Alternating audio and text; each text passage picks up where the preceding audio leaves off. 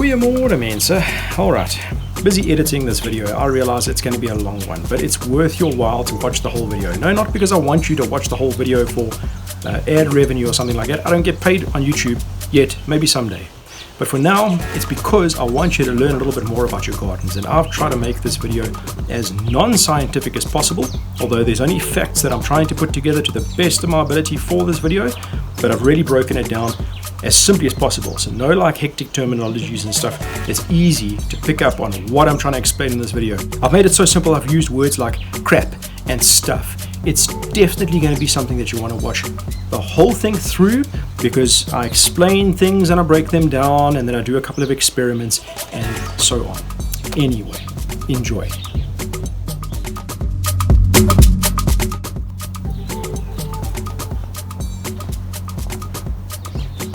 Yeah, not bad. Ish, winter. Watching your grass grow is almost like watching paint dry. But don't worry, there's still plenty to do in winter. One of those things, which is what we're going to do today, is investigate your soil a little bit further. Get your hands in the dirt and investigate and determine what soil type you have. See what's really going on in the soil so that you can make better decisions in future. So today we're going to do a little DIY soil texture test. We're going to investigate that test, look at the different bits and pieces that we find, and then determine what we're going to do in future. Alright, so the first thing that you do is you get out a bucket and a little hand trowel. You choose a section of yard. So let's say, for example, we're going to choose this bed up to this stump over here, for example, or maybe that tree. Then you choose a couple of points all around this bed. Try and do at least 5 different points, and you dig down to around 15 or 20 centimeters into the ground. You pull out that soil, you chuck it in the bucket like what I have here, and then you start to remove all the big parts. And what you want to remove is basically any stones and clippies and gravel and whatever else, right down to about the size of in and around 2 to 5 millimeters. You want smaller than that to do this test properly. You need to break up all those clumps, and it's best to do it when it's dry. Sift it if you can. You're then going to want to get yourself a jar like this, flat side, cylindrical if possible, with a lid that can seal completely. You're going to take your sifted or broken up soil sample, all the particles and organic matter and stones and stuff removed. You're going to fill it up to about the halfway mark. Then you're going to top that up to about the 3/4 way mark with water. And then you're going to give it a good squeeze of like a dishwashing liquid or dishwashing powder if you've got something like that as well. I know some people use that. I just use dishwashing liquid. Put that in, close the lid, and give it a good shake. And it needs to be shaken for a long time. You want to make sure that all the clay particles break off of the sand and silt particles. You want to separate the clay. That's sort of the objective for this. You've got to shake it for a long time, vigorously. And then you're going to put that mucky looking sample on a flat level surface like this. You're going to leave it there for a couple of days. And very quickly after you put this thing down, you're going to see the sand settle first, then the silt, and then the clay. But you're going to have to leave it for quite some time, because if, like mine, you've got very, very fine clay particles, they're going to stay suspended in that water solution on the top for quite a while, and you want that to settle as much as possible. If yours is gone for like 2 weeks and it still hasn't settled, don't disturb everything again. Just open up the lid and put like a teaspoon of Epsom salt into this, and just kind of agitate the water surface a little bit and leave it alone for a couple more days, and you'll find most likely that those particles will then settle like this. Before we go any further, why is it important to know what soil texture or soil type you have, the composition of sand, silt and clay? Well, agronomically speaking, when you have a piece of land and you want to grow something in it, the best thing to do is go and investigate what your existing soil type is. Is it sandy loam? Is it this, that, or the next thing? And then you can determine what plants or crops to plant in that. And that way you have the least amount of inputs to do over time, and you'll get the best results, because you're growing a crop type that can grow in that zone. And you can employ the same thinking in your garden. So if you've got, a silty sand or a sandy loam or a whatever type of soil profile, you can determine what plants fit that best, and you can grow those in your garden most successfully. In my case, I want to always try and encourage you to keep life happening in the soil. So if you've got like a silty sand soil, you're not doing much for the environment. Loosely speaking, I mean, there's going to be a lot of complaints out of that. I'm giving you my opinion because that's what I think most people should be doing, and that's to encourage more organic matter and life in the soil. And that is because it will stop desertification from happening. So if you want to just grow succulents in your garden all the time, that's up to you. I just don't find that very useful for the environment. For me, I firstly want to make sure that my soil is as nutritious as possible, full of as much organic matter as possible, so that I can feed various organisms and so that I can promote soil health overall. So by the definition of good soil health, I want to have a good balance between sand, silt and clay and organic matter. So for me, I want to be able to construct and build on that. So that's the objective or the direction that I'm choosing to go in for my yard. You don't have to, but it's still, the objective is still to make sure that you know what you got in the first place, so that you know where to start and how to fix it. So before we look at that sample any further, I want to show you that obviously I've got plants growing in here right now. Okay, and even in that swell over there, these bearded irises are doing quite well also. So they're able to grow. You're able to grow plants in here, but what I want to do is just improve on what I already have. So for me, I've got lots of stones. I'm going to remove all those stones, and then I'm going to start adding to this process, but we're going to go look at that soil sample first. So just wanted to give you one last look at what my soil looks like, and then you can try and guess what you think that the profile is going to be. I've said what I know it is in a previous video, but yeah, there it is. That's what it looks like from where I dug around a little bit. So some of it's still loose, some of it's damp, and some of it is rock hard, and some of it is incredibly compacted, almost cement-like. Let's go and have a look at that sample quick. Alright, so after a couple of days, your sample should have settled something like this, where the sand, or the sandy particles, anything under 2 millimeters down to about 0.05 millimeters is considered sand. And then you've got the silt factor, which is from 0.05 millimeters down to 0.002 millimeters. And then everything that is 0.002 millimeters to whatever smallest value you can get is now the clay. So if you've got a lot of suspended clay that sits there for like a week or two at a time, like what mine was, then you've got very, very fine clay, and that's quite problematic. That's usually what the problems are when you get these really compacted soils, is the incredibly fine clay particles, because they are always mobile, they're always moving around, and depending on your water type, they can be extra suspended, if I can term it like that. We're not going to go into that today, but factors like salinity, or if you've got a sodic soil, that can stay suspended for even longer, and even larger particles can be suspended for even longer, and that creates a different set of issues, but that's not for today's video. So the separation of sand, silt and clay tells you what soil type you have. You'll also get little bits of organic matter. You can see some of it sitting on the top there. That's just because I didn't take out all the stuff. I was a little bit lazy and I didn't sift this. So this is really a proper home test in my sort of argument here. But often you'll find on the top here, you'll have organic matter floating around. And as you can see with mine, I've got none. I've got a couple of little stockies that are sitting there and bits of solid organic matter, and that's it. There are no fluffy bits floating on the surface because my soil is very low in organic matter. I don't really have a topsoil layer anymore. This is a bit of that subsoil that was brought to the surface. And just as a matter of interest, I now brought up the sand particle sizes being from 0.05 mils to 2 mils. But if you're talking USGA grade silica, that is only from 0.25 mils to 1 mils. That's what they want the majority of the product, as in 60% or more is what the suggested USGA accreditation will come from, is that the particle size are from 0.25 to 1 millimeter. So basically a medium sand particle size. Medium sand particle size.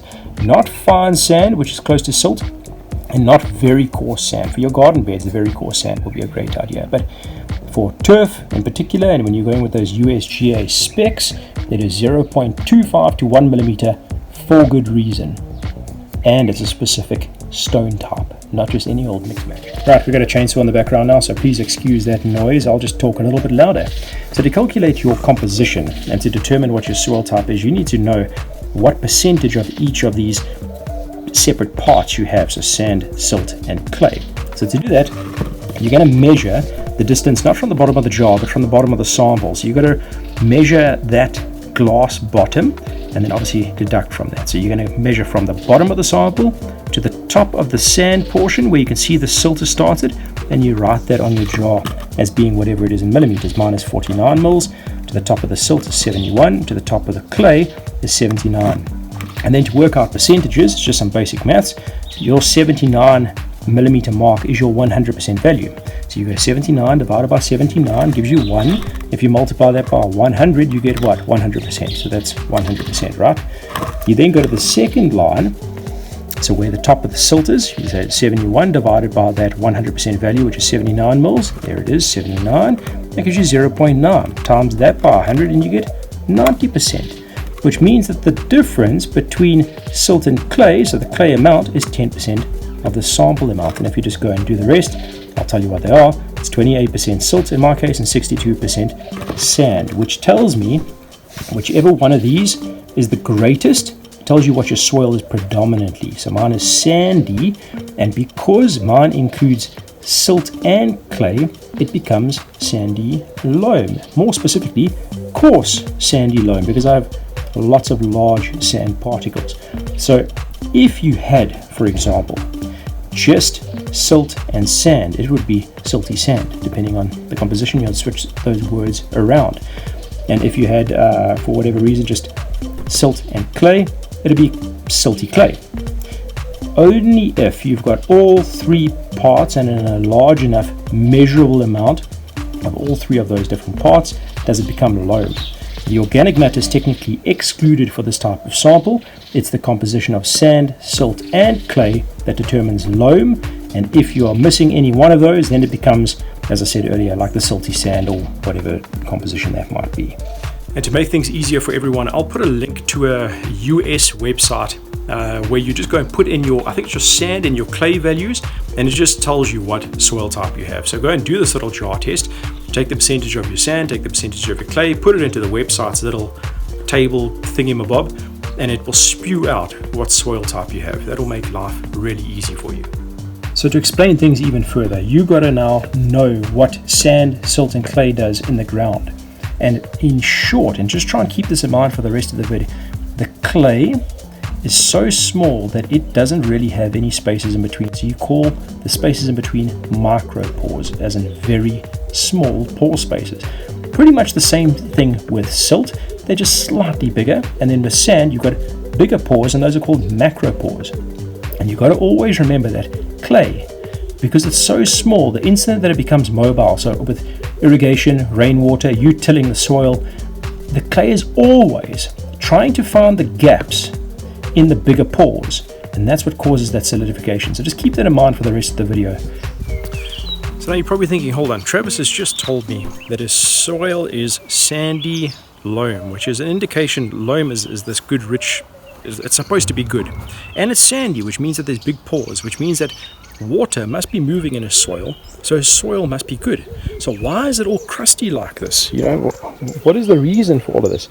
And it's not just the clay's fault. The clay is always, and in all circumstances, going to want to be mobile because it's a small, fine particle size. It's always going to try and find those macropores and fill them up.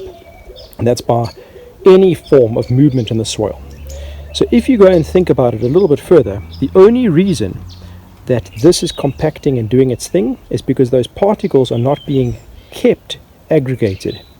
And there are many ways to get that right. You can do it chemically, but the way that Mother Nature gave us, or the option that Mother Nature gave us, is by the addition of various organisms. So you get bacteria and fungi and protozoa and nematodes and all sorts of different stuff that work in the soil all the time. And in particular the bacteria, but actually everything in the soil, normally when consuming organic matter, excrete a substance that's almost like glue, and it aggregates all those fine particles, creating larger spaces or macropores using those fine particles. So your clay can still use its positive aspects like retaining water and nutrients, excuse the frog in the throat, etc. But now it's got organic matter and life in it, which is keeping those clay particles together, creating those bigger spaces, and that's going to allow aeration of the soil. So it's going to allow the soil to become aerobic, meaning it can pass water and oxygen or air, and it can let gases escape, and roots can grow better, and organisms can move through the soil better. In other words, you've created soil life by opening up those pore spaces, and you fed the microorganism. So you don't have to do all this chemically. You don't have to add gypsum and lime unless you've got a particular set of issues. We'll discuss it on a different video. But the very and most important thing that's already given to you by nature are organisms that allow the aggregation of the soil. So my issue is none other than the fact that it is already undergoing this desertification process. I'll try and say that while you're talking quickly. So my soil is in an active process of becoming crap. That's what's happening right here. And the more I leave it, the more crap it will become. I can only reverse the process by adding organic matter and therefore life into the soil. That's the only way to fix this. So my solution is actually very, very simple. I need to go buy tons and tons of compost, dump it on the surface. I don't even need to till it in, because this is going to be a long process whether I till it in or not. It's going to take years for this to come right. So I can do the cheap and easy way, buy some compost. Whenever I've got some money, buy compost for the top section, dump it on the top and leave it there. Organisms will find a way to get to the surface and work it out. Now you can't really do that for your lawn, as I've explained in the past, because you're going to smother the grass. But for your garden beds, you can most certainly dump a good thick 2 to 5 centimeter layer of coarse, good, rich, well composted compost all around all your plants, and life will start to happen over time. It will eventually work its way into what will be known later on as a new topsoil layer. And that's actually the crux of everything agronomical. It's how deep is your topsoil layer and how good is that topsoil layer. And that is what you're usually measuring on a soil test, for example, whether it's done at a lab or not. It's effectively the topsoil layer that you're working on. So that's the thing that you've got to keep in mind now when ignoring this video is topsoil. Keep thinking topsoil, topsoil, topsoil. That is the thing that drives everything in life. Our existence relies on topsoil. Just as a matter of interest, liquid composts are included in this, because when you put that liquid compost down into your garden beds, you spray it out there, it can be absorbed into the soil because it's liquid. It's not just going to be sitting on the surface, and it will spur up some life. End of story. It will do something. So using a liquid compost to maybe get things going in really bad circumstances like mine, which is what I'm going to do, and then start adding layers of compost over time, and keep those layers thick. Try not to add a thin layer, or buy, like, let's say 1 cubic meter of compost and then put a thin layer everywhere, because it will become depleted by the sun. So you've got to do thick sections at a time, maybe even cover them with some cardboard for a period, so that that work can be done, so that those organisms can form or manifest and multiply. And that is what's going to really sort of drive that forward motion. You're going to make a good quality soil condition over time by doing that. You're going to induce good things in your soil. But solid compost is always a better idea than the liquids. Even though the liquids can get you started and they can actually do quite a lot, you'll see the results from liquid composts. But the physical solid compost is going to create a little bit more of that separation and even more aeration in the soil. And if it's deep enough in the soil, i.e. not exposed to the sun quite as often, it won't dehydrate quite as quickly, so you won't have to irrigate quite as often. So you can saturate the soil with a good heavy watering, for example, and it will retain moisture in the soil almost like clay does, far better. So if you've got those sand particles, the sand's going to want to create evaporation or drainage. So if you've got the clay particles in between, they're going to try and hold that bit of moisture in with it. And if you've got compost involved, it's also going to try and help hold that moisture there while egging on some new soil life. So physical mass, that weight, that solid compost is still very, very important. So now I know all the lawn care guys are saying, Travis, I know there's a loophole in your argument. I know you think there's a loophole in my argument. You're bringing up the concept of the fact that there are hundreds, if not thousands, of guys, especially on YouTube, that are throwing sand out in their lawns to do that leveling or smoothing process. And sand is the perfect medium to get that done with.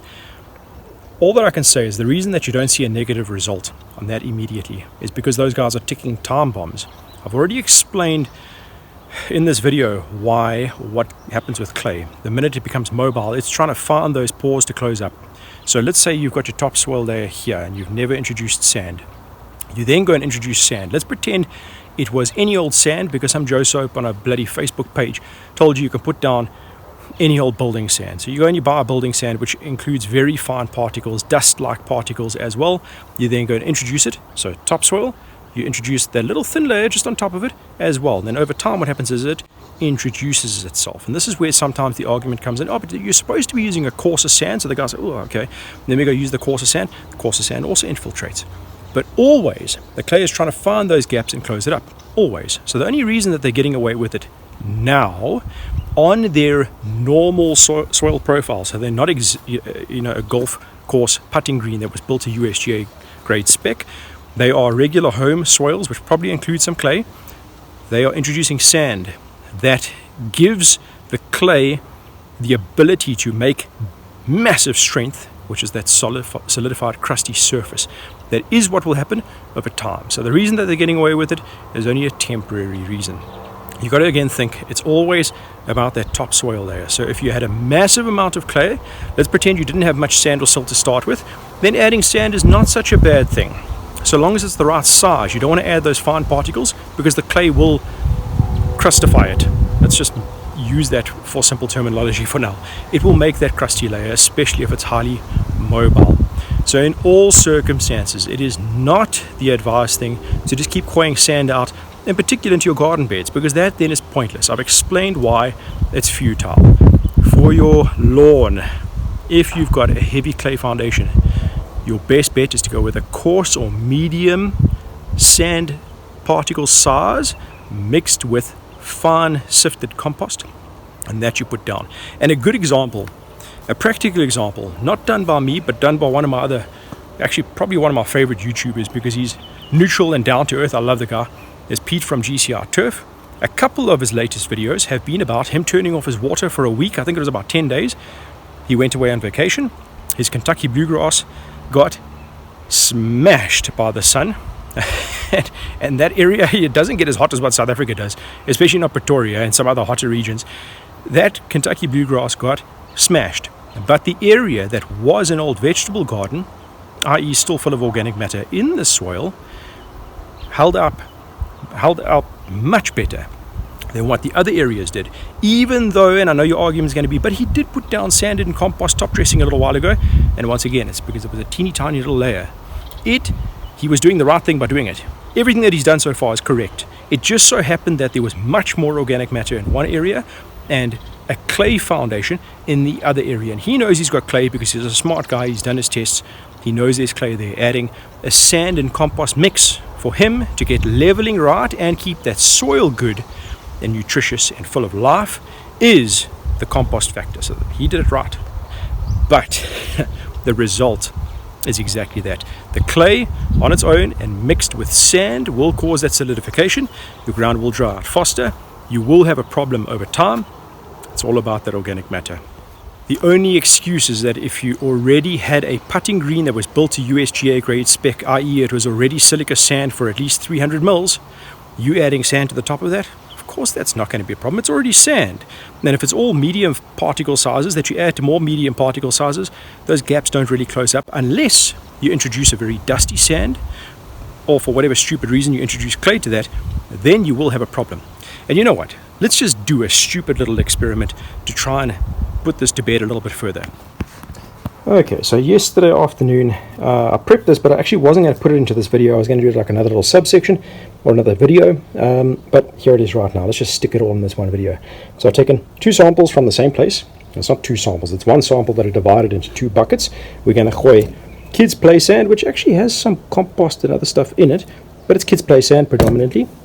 And then some compost in another little container. We're going to add sand to this one with some water. There's the water and the little gietertjie over here, and then compost. Okay, and we're going to add that into the other one. And I actually did this experiment. Well, I didn't do this experiment. My kids did it the other day and I forgot about it. And just inadvertently, they did it in an old potty. So it really shows you how crap the scenario is. Let me just get this out into the sun so you can see what I'm dealing with right here. They had my normal garden soil, so the same stuff that I just showed you in this bucket right here, because they saw Dad playing with soil over the weekend. They went and they chucked this in here and started just mixing it up with water, and it made like a bit of a mud, right? It wasn't solidified, it was still mud. Then I went and ruined their fun by putting one handful of kids play sand into this and just turned it twice, and then I left it out in the sun next to this right over here. Excuse the dog turds, which is the exact same soil, but this has been out in the sun for 2 days longer than this. And look here, kids play sand plus regular garden soil. You cannot tell me that this is not this proclaimed concrete-like structure. It 100% is. It's a bullseye. That is a problem. If I maintained moisture, it wouldn't be so much of a problem. But under traffic and compaction, this would just progressively get worse because I make the clay more mobile. I'm squeezing it into those spaces. Whereas this, and I just told you now, this has been, in fact, it's still in the sun now. I even left it out here for the video because I'm so confident in it.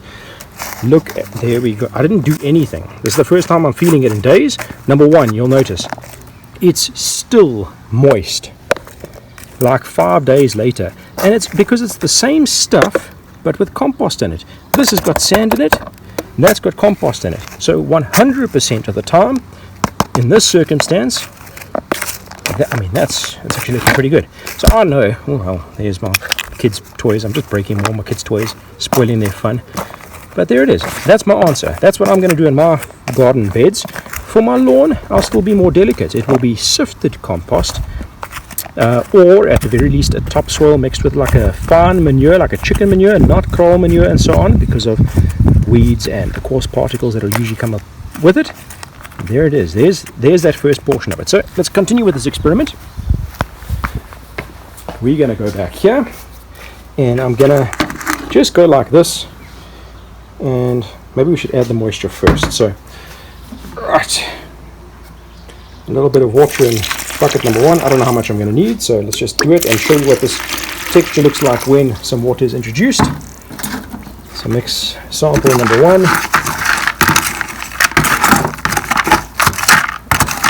It's actually already getting hard, so let's just give it some more moisture, because the instant that you put compost or even sand with that, it's just going to get solidified. So we've got to do this somewhat accurately. So there, I've mixed that. Not put too much water in there.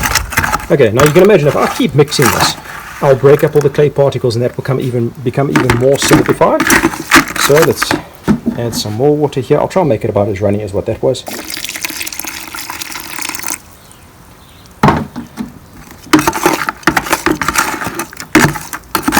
Oh, hell, I'm spraying mud everywhere.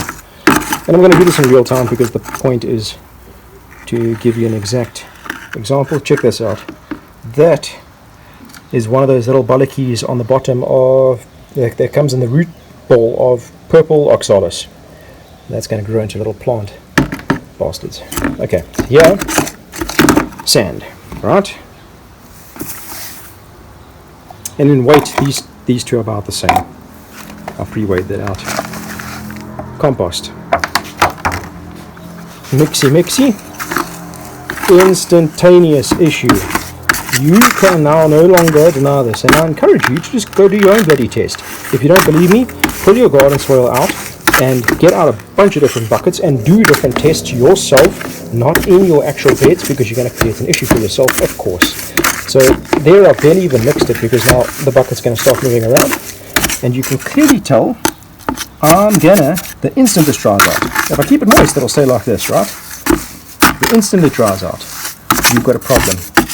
So if you know you've got a continual supply of water at perfect ratios, so never oversaturated and never enough to make this dry out, or never too little to make this dry out, then you're probably going to be fine, right? It's just that probability factor. It's not what's, let's say, scientifically correct or what's most correct. This, if left in the sun, will create an issue, right? Let's do this now. And this is actually even more clay than that other sample. This now, you can see the clay kind of bog up. Let's just give it a bit of a mixy.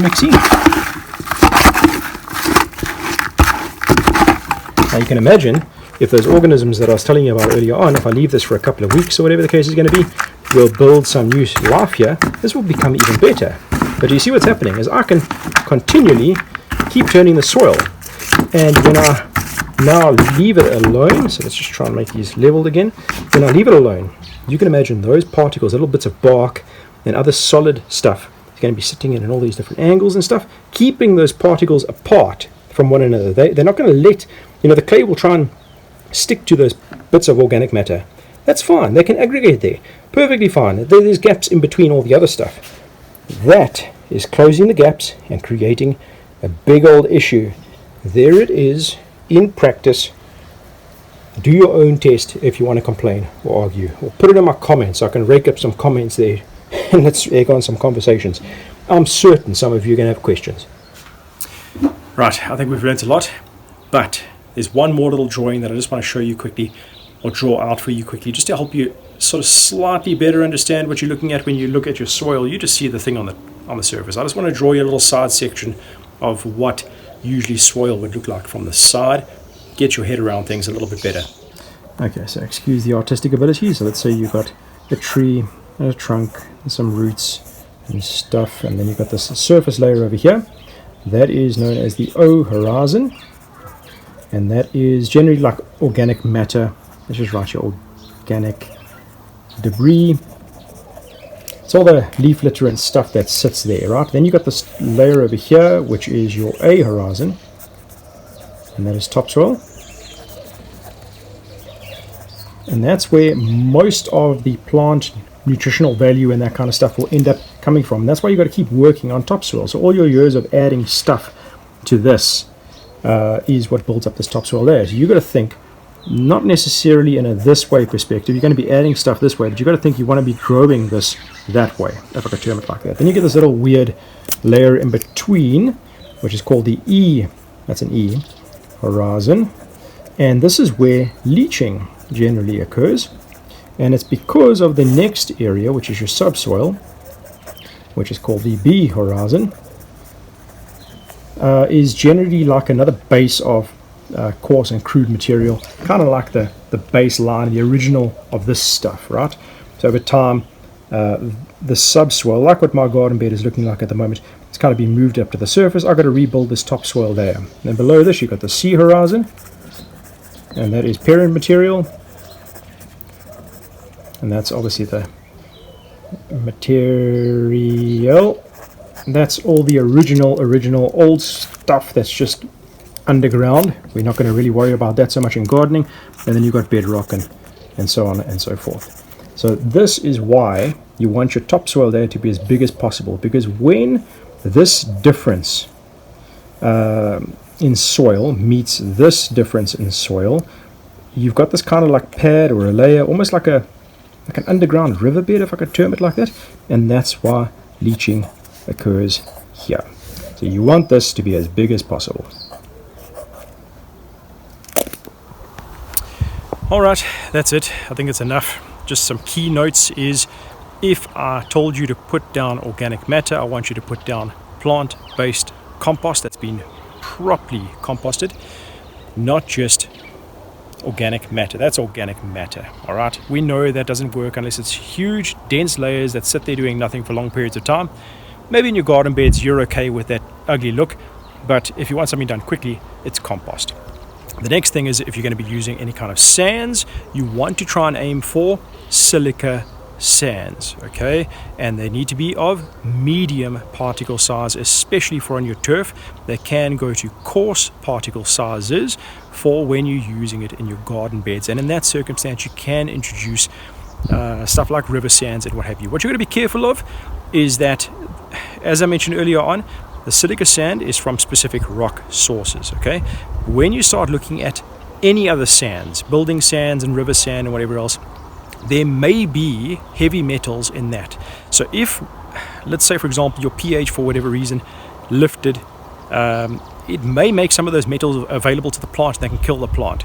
So there's a lot of, don't now start stressing yourself out about it, but there are a lot of things to consider. So I'm telling you the safe stuff. Plant-based composts, maybe chicken manure, but then it needs to be in a lesser circumstance. If you look at composts and the guys tell you that there are things like kraal manure or chicken manure in it, you've got to use a lot less to get the job done, especially on your turf. And if you overdo with manures, you could harm some of your plants and burn them and so on. So stick with the plant-based stuff in the context of rebuilding your soil. Anyway, I think that's sufficient information. Don't just trust anyone with stuff. If you're not sure, even me, don't just trust me. Go and do these little experiments. I'm encouraging you to go and look at these things yourself. Get your hands dirty. Anyway, I'm done with talking. Please remember to like, subscribe, share this with your buddies. Stick some comments in the comments section. Pop me an email, jump onto backyardbushveld.co.za. Email me from there if you want to ask questions in private. And we'll see you on the next one. Cheers.